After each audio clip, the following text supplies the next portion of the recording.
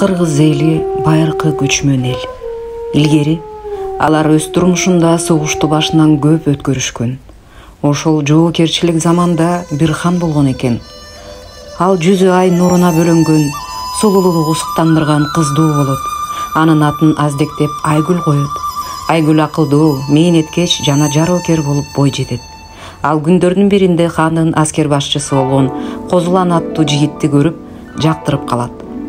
Анын келишкен бою, кыймыл аракети, сүйлөгөн сөзү, аткарган жумушу кыздын жүрөгүнөн түнөк табат.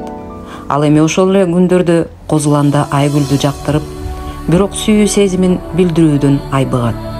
Арадан бир канча күн өткөн сайын экөөнүн ортосундагы жылуу мамиле жакындап, жылдыздары төп келип, баш кошууга даярдыктар көрүлө баштайт.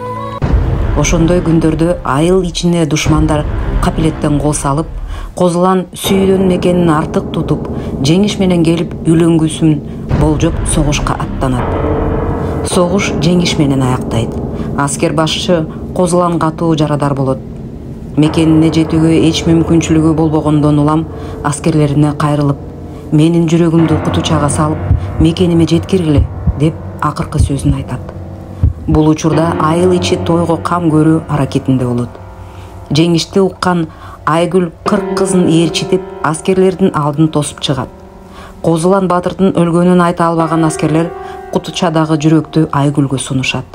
Акылдуу кыз окуянын чоо жайын дароо түшүнүп, Кутучадагы жүрөктү алып, тоону көздөй бет алат.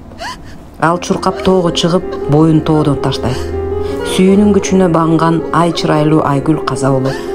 Кийинки жылы кыздар ал тоого чыгышса, ошол жерге кызыл-тазыл, кочкул сары түстөгү гүлдөр жайнап чыккан болот.